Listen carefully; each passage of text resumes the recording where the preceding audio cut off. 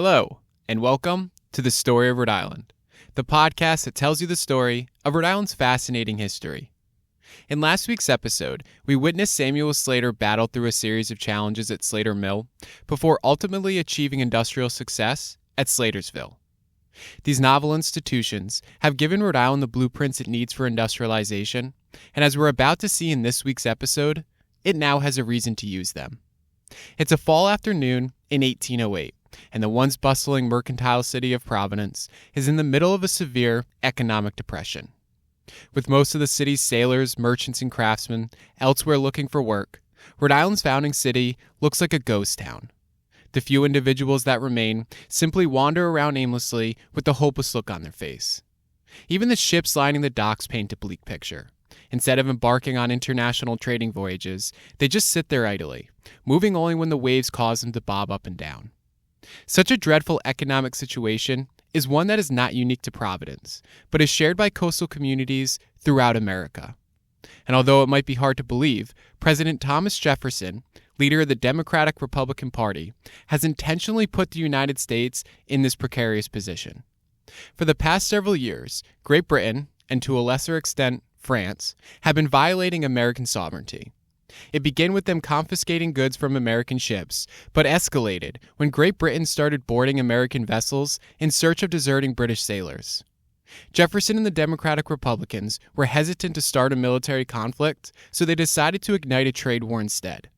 They hoped that by setting up trade restrictions with the French and the English, their economies would suffer so badly that they'd have no choice but to respect American sovereignty. Unfortunately, the trade restrictions, commonly known as the Jefferson Embargo, are doing far more harm to the American economy than its foreign adversaries. Since the start of the Jefferson Embargo, American imports have declined by 60% and exports by 80%.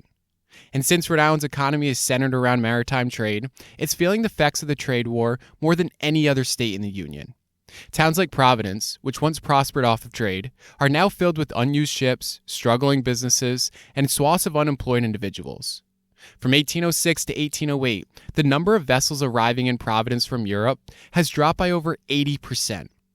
And so this is why Rhode Island's founding city, and the rest of the state's coastal communities, now looks like a place that's been hit with the horrific plague. And as you might expect, this plague has given the people a raging fever.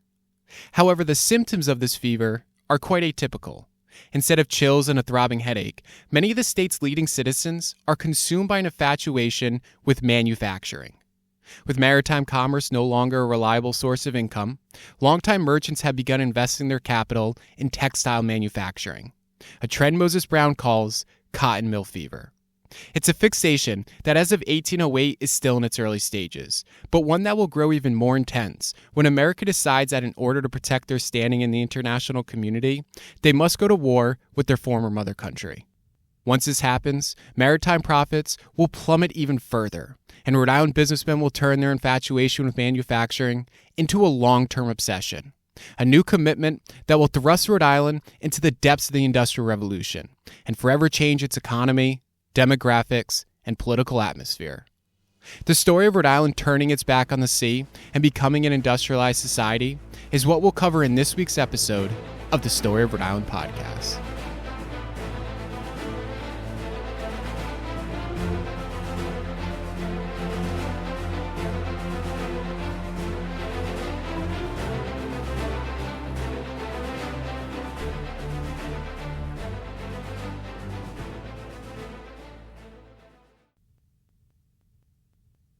It's the fall of 1810, and we find ourselves where we started out this season, standing beside Moses Brown at his Elm Grove estate in Providence. In case you need a refresher, Brown is the man who brought Samuel Slater to Rhode Island in 1790 so that he could build England's cotton spinning technology. And now, with the Democratic Republicans' economic policies destroying commerce, Rhode Island merchants have made a noticeable shift away from maritime activities and into the business of textile manufacturing, giving rise to the state's first industrial boom. At the turn of the century, there were only 4 cotton spinning mills in Rhode Island. And now, just a decade later, there are over 25, most of them being located in the Blackstone River Valley. And alongside those cotton spinning mills are a few mills producing woolen products as well, another move towards industrialization that was started by the Hazard family in South County. Further illustrating this growth in textile production is the astonishing fact that in the past year alone, the number of spindles, which is the part of the spinning machine that twists and winds cotton into yarn, have doubled. With the state caught up in this manufacturing craze, one might expect Brown to feel like a proud parent, a man who's watched his dream of industrialization grow from a mere infant idea into an emerging reality. And while that feeling certainly exists, the 72-year-old retired businessman also finds himself somewhat concerned. As he peers out his bedroom window, he observes the beautiful landscape surrounding his Elm Grove estate. While looking at the trees in front of his house, he notices that they've long since passed the height of their summer bloom, and that most of their vibrant green leaves now lie in the cold ground. The more Brown observes this natural phenomenon, the more he fears that this obsession with manufacturing has also reached its peak season, and that it's nothing more than an overhyped fad that's about to begin a steady decline. With this thought on his mind, he writes to his son, Obadiah, as a concerned parent. Knowing that Obadiah is heavily invested in manufacturing, he explains just how out of hand this craze has become, and how everyone in Rhode Island seems to have, quote, cotton mill fever, unquote. He continues to explain how every town you go to is, quote, occupied with cotton mills, many villages built up within 16 miles of town, and spinning yarn and making cloth has become our greatest business, unquote. Finally, he closes out his letter by telling his son that he should consider moving some of his capital away from the textile industry. He worries that competition from England, a limited national market, and a growing number of competitors will eventually hinder profits. And Brown's concerns are certainly valid, not only for the reasons he's just mentioned, but also because Rhode Island's ties with maritime trade are deep. They go way back to the 17th century. And who's to say that it won't return to those roots once this embargo comes to an end? But as we're about to see, Brown is wrong, dead wrong. He severely underestimated the future growth of industrialization in Rhode Island. Far from reaching its adulthood, manufacturing has merely entered adolescence. This craze he calls cotton mill fever has only just begun, and will continue to infect more and more Rhode Island businessmen until it eventually dominates not only the state's economy, but nearly every aspect of its society. And as we fast forward a couple years, we observe the next phase of this fever begin to unfold when America decides to turn its economic war with Great Britain into a full-blown military conflict. It's June 24th of 1812, and the town of Providence is in mourning. Flags can be seen flying at half-staff, and the sound of church bells ringing can be heard coming from the city's local meeting houses. With the embargo having failed to convince Great Britain to respect their nation's sovereignty, President James Madison, successor to Thomas Jefferson and fellow Democratic Republican, has decided to declare war on their former mother country. But not everyone is so gung-ho about this war. The rival political party, the Federalists, though either group would loathe being referred to as an actual party, vociferously opposes the military conflict known as the War of 1812. While they certainly want America's sovereignty to be respected, they also know that war with Great Britain will further stifle trade, an outcome their merchant constituents have no taste for. And Rhode Island's Federalist-dominated government, led by Governor William Jones, feels the same. So they have spent the past couple of weeks petitioning Congress to avoid war with Great Britain. Unfortunately, their appeals were ignored, and now the War of 1812 will continue the commercial woes that were initiated by the Jefferson Embargo. And so the flags flying at half-staff are meant to mourn a loss in revenue just as much as the men who will perish in the fighting that's about to ensue. Governor Jones does what he can to prevent the latter from happening by refusing Madison's call for Rhode Island militia units. Like the governors of Massachusetts and Connecticut, Jones claims that such a request is unconstitutional, illustrating the joint opposition Madison will face from New England Federalists throughout the conflict. Their disobedience is so persistent that historian Gordon Wood has claimed that the War of 1812 might just be the most unpopular in American history. And when one hears about the economic consequences that come with the war, it's not hard to understand why the New England merchants feel this way. From 1807 to 1814, American exports fall from 108 million to 7 million, and imports fall from 138 million to just 13 million.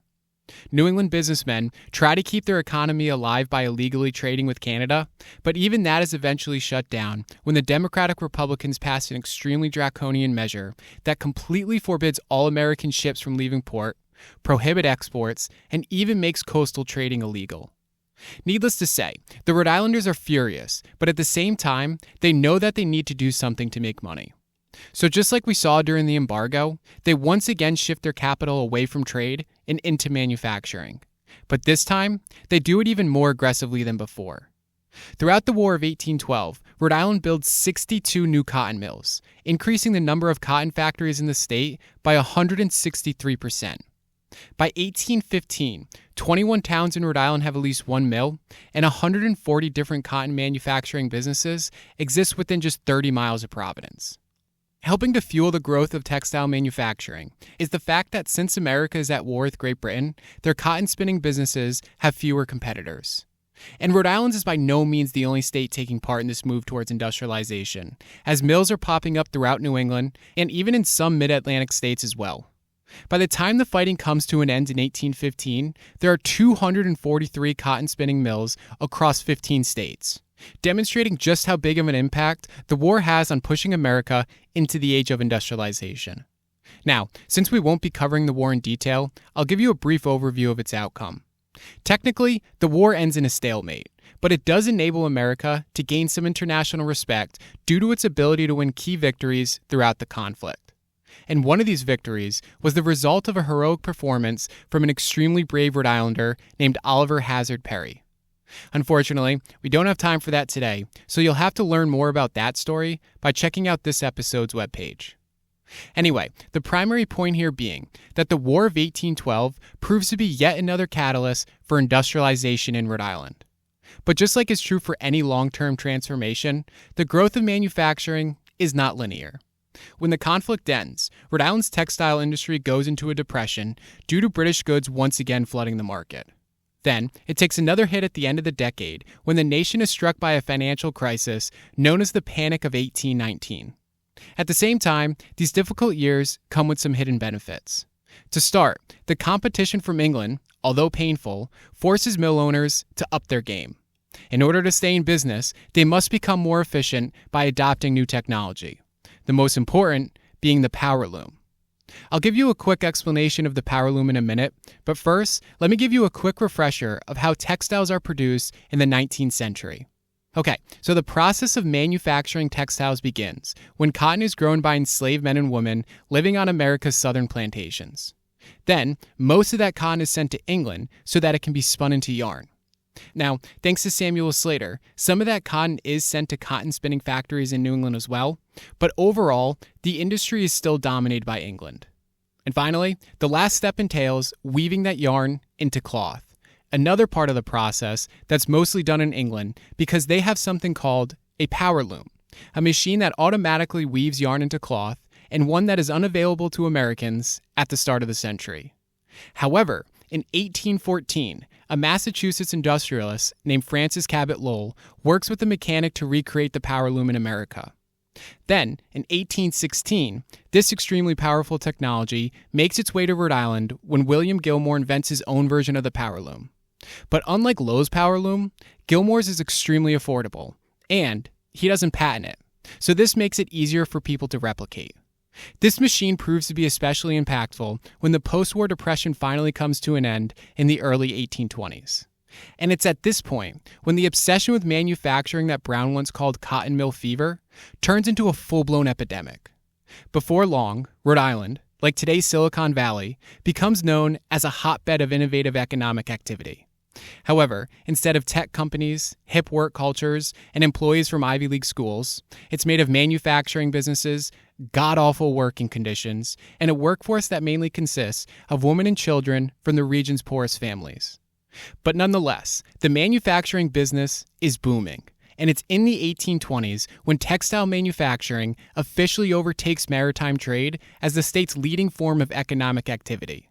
The magnitude of this shift is nearly impossible to overstate, because this is when everything begins to change, and when the characteristics that 19th century Rhode Island is known for make their way to the forefront.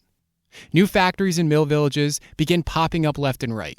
Swarms of immigrants start piling into industrial villages in search of work, and the state's capital becomes concentrated around these industrial centers. However, what's critically important for you to keep in mind, and something that will be a crucial part of the next couple of episodes, is that the rise of industrialization in Rhode Island is not evenly distributed throughout the state. In fact, it's quite the opposite. While some towns go all in on industrialization, others do not, and before long, those who do not begin to look as though they've been left in the past, relics of an old way of living that will inevitably have a lesser role in this new world. We explore this growing divide between the Rhode Island towns by visiting a coastal community that once dominated every aspect of the state, from its politics to its economy. Unfortunately, by the 1820s, this is no longer the case, and as we visit this city by the sea, we see that those days are now a thing of the past. Newport is a city with a great history that's known to many. We discussed its thriving colonial economy in Season 2 of this podcast, and will likely take a look at how it becomes a Gilded Age playground in Season 4. However, the 1820s and 1830s are a difficult transition period for Newport. Due to the trade restrictions that came with the War of 1812, overall shipping activity dropped by 15% from 1810 to 1820, and it will continue to drop another 21% throughout the 1820s. The reason for this decline is because a significant portion of the town's wealthy businessmen left when the War of 1812 broke out, many of them never returning again. When they left, their capital went with them, further stifling an economy that's already struggling to get back up on its feet. To make it worse, the town's location on Aquidneck Island makes it less than an ideal place for industrialization. Not only does it lack any of the rapidly flowing rivers found in the northern part of the state, but it also makes it difficult to get resources from the mainland. And so although there are over 100 mills across 21 different towns by the 1820s, not one can be found in Newport, or anywhere in Aquidneck Island for that matter. The town's fall from grace is not only noticed by locals, but visitors as well. For instance, when an Englishman named Adam Hodson visits Newport in the early 1820s, he expects to see the lively atmosphere that it was once known for. Unfortunately, Hodgson states how instead, Newport is in a complete state of decay. While the colonial houses from its glory days are still there, many are in a state of ruin. Most of them aren't even painted, and those that are certainly haven't received a fresh coat of paint in a while. Every now and then, he comes across an elegant home, but those are few and far between. And so, Newport represents a wider trend of stagnation felt by the towns that are slower to make a shift to a more manufacturing-based economy. The towns that fit this mold are located in the western and southern parts of the state. Think of places like Foster, Exeter, Charleston, Newport, and Little Compton. Now, it's not like these places remain completely void of any textile manufacturing businesses, evidence of this being the Hazard Mills in South County. But overall, they do continue to remain focused on agriculture and trade. And proof of their joint stagnation is represented by the fact that from 1790 to 1830, their overall population increases by just 2%. On the other hand, the towns that do adopt industrialization see the exact opposite occur, as their joint population increases by over 130% during the same time period. These towns that do grow are located in the northern half of the state, near the Providence River and the Blackstone River Valley region. Examples being Warwick, Johnston, Providence, Smithfield, and Cumberland. It's in these places where most of the manufacturing boom takes place. For example, even though by 1830 these towns only make up about 40% of Rhode Island's landmass, they are home to 60% of its mills and nearly 50% of its population. And so, as their economies begin to look increasingly different from the other towns, the demographics and political beliefs of their people become drastically different as well.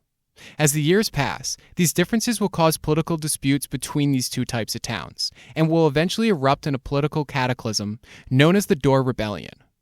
But we'll discuss that in the coming episodes. For now, just know that part of the foundations of that event emerged because of this move to industrialization. Okay, so while we wait for those tensions to ferment, there's another source of aggravation that we need to take a look at as well, and one that will also play a role in the Dorr Rebellion: the mistreatment of Rhode Island's working-class citizens. We'll learn more about this unfortunate circumstance by going back to the village that started this whole economic revolution to begin with. While there, we'll spend some time with a group of factory workers who have decided to stand up to their local mill owners and let them know that they refuse to allow their complaints to go unheard any longer. Their protests will be the first of its kind in America and will foreshadow some of the future unrest we'll see from the state's working class individuals. Like so many other communities in northern Rhode Island, Pawtucket has grown immensely over the past couple of decades. Since the addition of Slater Mill in 1793, the village now consists of 8 textile mills, 6 machine factories, a couple of churches and schools, and even a bank. With a population that's grown to about 3,000 people, an amount greater than many of the far larger rural towns in southern Rhode Island, Pawtucket is a prime example of the amount of growth manufacturing-based communities are experiencing. Unfortunately, as we visit the village where the American Industrial Revolution began, we also learn about the worker-owner tensions that have come with industrialization. It's May 26th of 1824. And standing in front of the textile mills located along present-day Roosevelt Avenue is a crowd of angry, female factory workers between the ages of 15 to 30. The demographics of these workers illustrates how the introduction of the power loom, a piece of machinery too demanding for children to handle, has led to mill owners employing more women, a group of people who, like children, they also see as a cheap source of labor. As these female factory workers stand firmly beside each other, their stern faces illustrate the frustration burning inside of them, while their unified shouting represents a solidarity in their movement. Just a couple of days ago, these workers were informed by their wealthy employers that along with having their already extensive workday increased by an hour, their pay was also going to be cut by 25%. The mill owners rationalized their decision by claiming that the women were already receiving a pay far too extravagant for people of their sex. In opinion, the industrialists expected to go unchallenged. But as they're quickly beginning to realize, they sorely miscalculated these women's tenacity and have just ignited America's very first factory strike. While creating a wall in front of the mill entrances, the women turn away any worker who attempts to enter the factory. They know that if their strike is going to be successful, all must be involved, whether they like it or not. But luckily for them, the resentment they feel towards the mill owners is shared by a majority of the local community, so their actions are readily supported. With the factory successfully kept void of any workers and their protests slowly increasing in size, the mob begins making its way south down Roosevelt Avenue before turning east on Main Street. Then, the strikers cross the bridge that leads them over the Blackstone River and towards the homes owned by the factory owners. As a group of protesters surrounds their elegant houses, they begin hurling rocks at their windows. Fearing for their family's safety, the owners rush their wife and kids inside, lock the doors, and decide to hunker down until things die down. However, that takes longer than they expected. Over the next few days, the strike, instead of slowing down, picks up pace. More people join in on the movement, and the local populace even ends up setting one of the mills on fire. It's at this point when the mill owners' bravado evaporates and they realize they must negotiate with the strikers. Finally, on June 3rd, after a week of tumultuous activity, a compromise between the two parties is met, and America's first factory strike finally comes to an end. This chaotic event teaches us about yet another development that's beginning to emerge from this move to an industrialized economy: the formation of a working-class consciousness. At the moment, that consciousness is primarily focused on retaliating against their oppressive employers. But pretty soon, it'll set its sights on something far larger: the state government. As the 1820s come to an end and a new decade begins, factory workers and their counterparts will begin attacking Rhode Island's unjust and severely outdated political institutions that categorizes them as second-class citizens. With each passing year, their cries for change will grow louder until they're heard by a young lawyer from Providence named Thomas Wilson Dorr. Eventually, Dorr will take their protests to the General Assembly, and his united front with the state's working-class citizens will build the foundations for a future rebellion that will bear its leader's name. But that's a story for next time, in next week's episode of the Story of Rhode Island podcast.